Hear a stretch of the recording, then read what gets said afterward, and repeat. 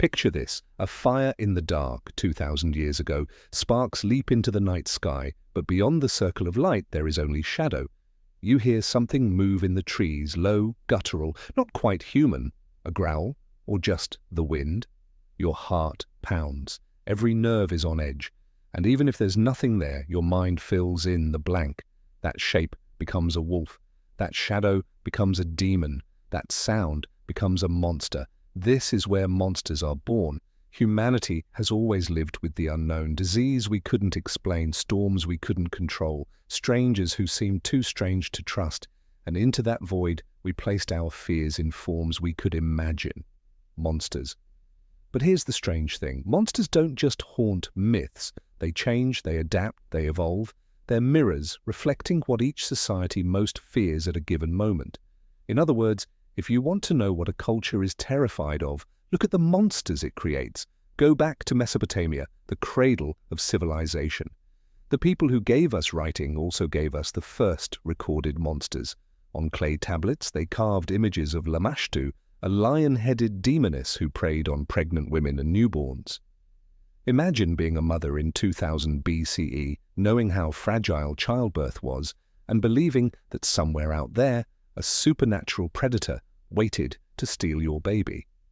Then there was Pazuzu, a demon of the winds, ugly, winged, with bulging eyes and claws. Ironically, people wore amulets of Pazuzu to ward off Lamashtu, like fighting fire with fire. Fear breeds monsters, and monsters breed more fear. In Egypt, too, monsters slithered through the imagination. The crocodile-headed Sobek, the devouring goddess Amit, part lion, part hippo, part crocodile, waited to swallow unworthy souls. In a desert world where animals were both sacred and deadly, monsters carried that duality, half divine, half terrifying. What these early monsters reveal is simple. People feared what threatened survival: childbirth, famine, predators, disease. And instead of facing abstract dread, they gave it a body, a face, a name. If Mesopotamian monsters were about survival, Greek monsters were about meaning. Take the Gorgons, Medusa and her sisters. Their serpent hair and petrifying gaze weren't just nightmare fuel. They were morality tales about hubris, punishment, and forbidden desire. To look directly was to be undone. Sound familiar? It's the same psychology that underpins horror movies today. Don't open the door, don't look in the basement, don't turn on the lights. And yet we always do. Or consider the Cyclopes, giant one-eyed smiths. They terrified in Homer's Odyssey, but they also symbolized brute force without civilization. For the Greeks, monsters marked the line between order and chaos, between polis and wilderness. And then there's the Minotaur, locked in a labyrinth, half man, half beast. That wasn't just a scary bedtime story. It was about the fear of animal desire, of losing the human self to something darker. The labyrinth itself was the perfect metaphor. Once you step into desire, can you ever find your way out? Greek monsters were always moral mirrors. They weren't random. They taught you what not to do. Fast forward to medieval Europe and monsters take a sharp turn. This time, they're not about gods or chaos. They're about sin. The church recast ancient demons as tools of morality. Suddenly, monsters became propaganda. Werewolves weren't just scary. They were what happened if you gave in to lust, gluttony, or rage. The man who became a beast was a sermon in fur. Witches weren't strange old women. They were heretics, rebels, threats to the patriarchal order. And branding them as monsters justified burning them alive. Dragons, once noble in some myths, became avatars of Satan, slain by saints to prove Christianity's victory over chaos. Medieval bestiaries, illustrated monster manuals, were popular reading. But these weren't just zoology with flair. They were lessons. The lion symbolized Christ, the wolf symbolized greed, the basilisk symbolized death. It's worth pausing here. Every monster catalogued in the Middle Ages doubled as a warning. The moral was always the same: obey the church, stay within the boundaries, or else. Then comes the vampire. Before Dracula, vampires were grotesque, bloated corpses stinking of rot, rising from graves to spread disease. In the 18th century, reports of real vampire attacks swept through Eastern Europe, often coinciding with plagues. When science couldn't explain contagion, superstition did. The dead were feeding on the living. But here's the fascinating twist. By the 19th century, the vampire had evolved. No longer bloated peasants, they became aristocrats, elegant, pale, and predatory. Bram Stoker's Dracula, 1897, crystallized the image, a foreign count, wealthy, magnetic, and parasitic. Sound familiar? That's not just horror, it's politics. Vampires represented fears of outsiders, of immigration, of aristocracy sucking the blood of the working class, and as time passed, they kept evolving. Today's vampires, think Anne Rice or Twilight, aren't just predators. They're tragic lovers, metaphors for loneliness, for forbidden desire, for immortality's curse. The monster that once symbolized plague now sells as perfume and teen romance. If vampires are about seduction, werewolves are about surrender. The earliest werewolf stories in Europe painted them as cursed sinners. A man who tasted human flesh or dabbled in dark magic became a wolf. Later, werewolf trials ran alongside witch trials, often accusing outcasts or loners. At its core, though, the werewolf myth is about losing control, about the beast within. Think about puberty, anger, addiction, moments when your body and mind feel hijacked. The werewolf is all of that, wrapped in fur and howls.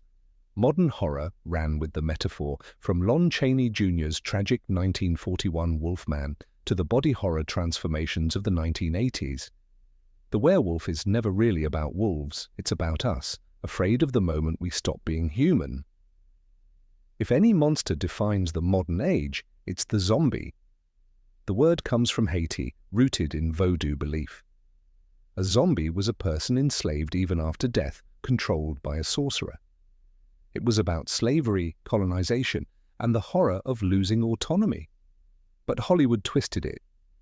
In the mid-20th century, zombies became flesh-eating hordes. George Romero's Night of the Living Dead, 1968, turned them into a metaphor for conformity, consumerism, and apocalypse. Shuffling corpses stumbling through malls in Dawn of the Dead, that's capitalism, that's us. Witches might be the most enduring monster of all. In Salem, in Bamberg, in countless villages across Europe, witches were the scapegoats. If crops failed, it was a witch. If a child died, a witch. If a man strayed, a witch. The witch was fear incarnate, but she was also convenient, an excuse for misfortune. But here's the twist. Witches didn't stay monsters, they transformed. By the 20th century, the witch had become an icon of rebellion. Think the Wizard of Oz giving us wickedness in Technicolor. Think modern Wicca reclaiming the term. Think Halloween costumes turning what was once terror into empowerment. Today, witches stand as symbols of female power. What patriarchy once burned, modern culture sells as empowerment.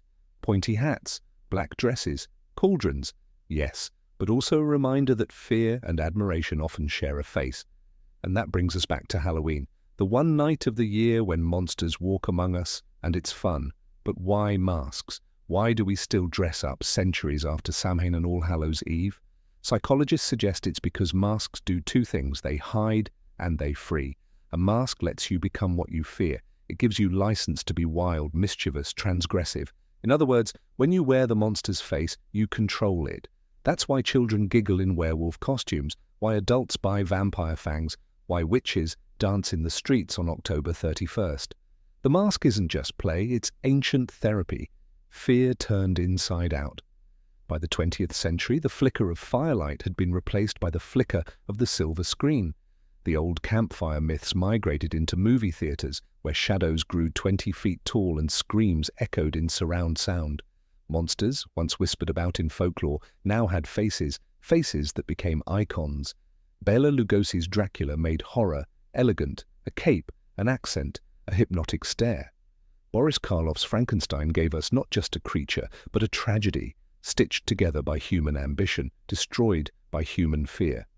Lon Chaney Jr.'s Wolfman howled through the anxieties of World War II, a parable about losing control in a world already spinning into chaos. Then came the atomic age. After Hiroshima and Nagasaki, monsters got bigger, louder, and more radioactive. Godzilla rose from the sea as a walking mushroom cloud, flattening cities in Japan's nightmares of nuclear war. Across the ocean, America produced giant ants in Them and lizards in The Beast from 20,000 fathoms, each one a cinematic reminder that science and power had unleashed forces humanity couldn't cage. Horror wasn't just scary, it was political commentary hiding under rubber suits and stop-motion effects. By the 1970s and 80s, monsters moved closer to home. George Romero's zombies stumbled through shopping malls in Dawn of the Dead, chewing not just on flesh but on consumer culture itself. Freddy Krueger invaded dreams in Nightmare on Elm Street, punishing teens for their fears and desires. Jason and Michael Myers turned suburban streets into killing fields, reminding audiences that sometimes the real monster lives right next door. And just when slashers seemed unstoppable, movies like The Exorcist and The Shining pulled horror back into the psychological and the spiritual, showing that the scariest monsters are the ones you can't stab or shoot. Today's monsters are subtler, but no less powerful. Films like The Witch, Hereditary, and Get Out prove that horror isn't just about jump scares, it's about cultural dread. Witches become metaphors for female independence, demons stand in for generational trauma, zombies morph into allegories for systemic racism or pandemics. The costumes change, but the monsters remain. Hollywood, like folklore, still holds up the same dark mirror. When you see a monster on screen, you're looking at the anxieties of the age. So what does this tell us? That monsters aren't just scary stories, they're cultural tools. They're how we talk about what frightens us when we can't say it directly. Disease, death, desire, oppression, change. Every generation makes new monsters. AI gone rogue, alien invasions, internet demons crawling from screens. They'll look ridiculous in 100 years, but right now they reflect exactly what keeps us awake at night. Because monsters, at their core, are us. They are our fears given claws, our anxieties given fangs, our guilt given wings. And that's why Halloween is more than candy and pumpkins. It's the night we honor monsters by wearing them, because deep down we know they'll never go away. They'll just keep evolving with us, whispering from the shadows, reminding us of what we'd rather not face. As the shadows lengthen and the stars begin to whisper, we close the pages of this ancient tale. In the hush of night, truth rests where faith once stood strong. Sleep gently now, wrapped in the echoes of empires long gone. Until next time, when darkness falls and another lullaby of a fallen world begins.